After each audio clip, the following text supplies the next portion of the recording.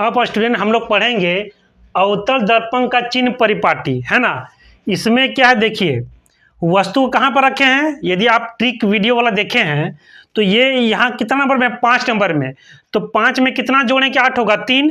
यानी प्रतिबिंब बनेगा कहाँ, फोकस और वक्रता केंद्र के बीच, है ना। तो क्या करेंगे, सबसे पहले किरण आरेख पहले फोकस से पास करेंगे, उसके बाद वक्रता केंद्र से, ठीक है। तो देखिए, सबसे पहले प्रकाश यहां से दर्पण से टकराने के बाद कहां से गुजरेगा, फोकस से गुजरेगा। उसके कहां से गुजरेगा, वक्रता केंद्र से। और यहां से टकराने के बाद ये उसी लाइन पर क्या चल जाएगी, वापस चल जाएगी। ये दो किरण यहां पर टकराया, यानी बनेगा यहां पर प्रतिबिंब ए डैश बी डैश, ठीक है। अब देखिए यहां पर कोई भी दूरी को कहां से मापते हैं, पी से, है ना। तो P से लेके B तक, P से लेके B तक इस दूरी को बोलते हैं क्या, वस्तु की दूरी। क्या बोलते हैं, वस्तु की दूरी। और वस्तु की दूरी को लिखते हैं U से, है ना।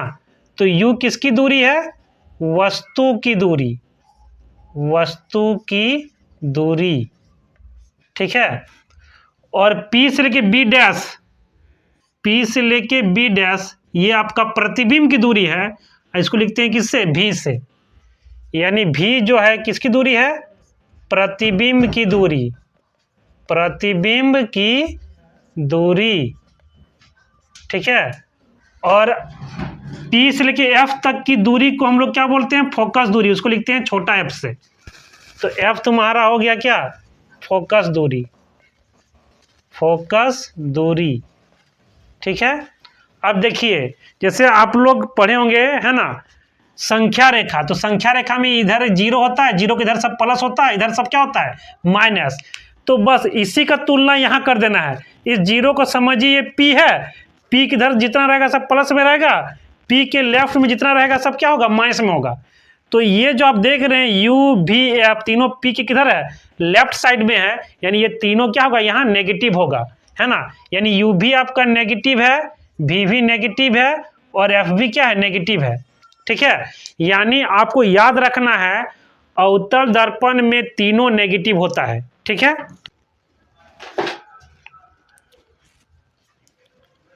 अब स्टूडेंट हम लोग समझेंगे उत्तल दर्पण का चिन्ह परिपाटी, है ना। तो आइए इसको समझते हैं। देखिए, सबसे पहले ये कहाँ से गुजरेगा, ये फोकस से होकर गुजरेगा। उसके बाद कहाँ से होकर गुजरेगा, वक्रता केंद्र से टकरा के उसी लाइन पर वापस आ जाएगी, ठीक है। यहाँ पर दोनों मिल गया, यानी ए डैश बी डैश हो गया, ठीक है। तो अभी आपको बताए थे कोई भी दूरी को कहाँ से मापते हैं, P से। P का मतलब होता है ध्रुव, ठीक है। तो P से लेके B तक, P से लेके B तक ये आपका वस्तु की दूरी हुआ, इसको लिखते हैं U से, ठीक है। उसके बाद P से लेके B डैश, P से लेके B डैश ये हुआ प्रतिबिंब की दूरी, उसको लिखते हैं V से। और P से लेके F तक ये हुआ आपका फोकस दूरी, उसको लिखते हैं छोटा f से, ठीक है। तो अभी बताए थे P के राइट में रहेगा तो सबको प्लस ले लेना है, और P के लेफ्ट में रहेगा तो क्या लेना है, माइनस लेना है। तो आप फिगर में देखिए U आपका नेगेटिव साइड है और V और F क्या है, पॉजिटिव साइड है ना। यानी U तुम्हारा नेगेटिव होता है और V और F क्या होता है, पॉजिटिव होता है ना। यानी आपको याद रखना है कि उत्तल दर्पण में नेगेटिव क्या होता है, U होता है। क्या होता है, U, है ना। U को क्या बोलते हैं, वस्तु की दूरी। V को क्या बोलते हैं, प्रतिबिंब की दूरी। और F को क्या बोलते हैं, फोकस दूरी। अब स्टूडेंट हम लोग पढ़ेंगे दर्पण सूत्र। तो दर्पण सूत्र क्या होता है, तो 1/f बराबर 1/v प्लस 1/u, इसे कहते हैं दर्पण सूत्र, है ना। उसमें से u को बोलते हैं वस्तु की दूरी, v को बोलते हैं प्रतिबिंब की दूरी, और f को बोलते हैं फोकस दूरी। तो देखिए, इस सूत्र में 3 चीज है, 3 में से कोई भी 2 को मालूम रहेगा तो मेरा तीसरा निकल जाएगा, ठीक है। अब पढ़ते हैं आवर्धन। क्या पढ़ते हैं, आवर्धन, है ना। आवर्धन क्या होता है, एक आवर्धन एक अनुपात है ना। किसका अनुपात है, प्रतिबिंब की ऊंचाई का और वस्तु की ऊंचाई का क्या है, अनुपात है।